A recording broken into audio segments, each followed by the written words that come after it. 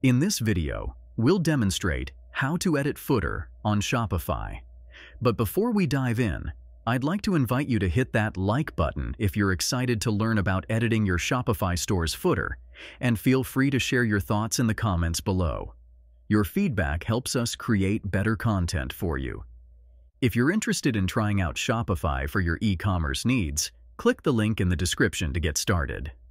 Let's jump right in. To edit your Shopify store's footer, start by logging into your Shopify account. Scroll down on the left-hand side and select Online Store. This action will bring up a tab where you'll press Customize.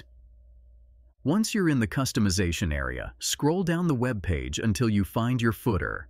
While the top section is the header, the bottom is where the footer is located.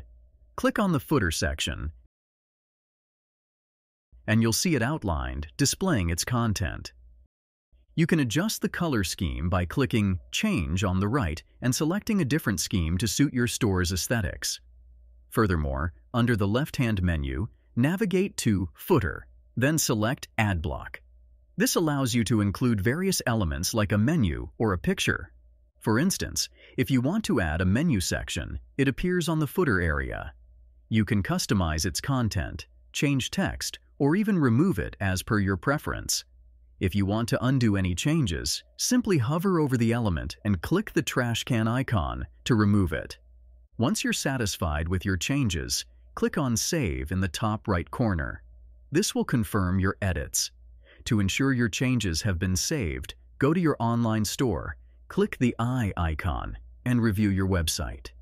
Your updated footer should now be visible. If you're interested in trying out Shopify for your e-commerce needs, click the link in the description to get started. If you found this video helpful, please take a moment to like, comment, and subscribe with notifications on. Your likes and comments inspire us to create more content like this, and subscribing ensures you won't miss our future tutorials.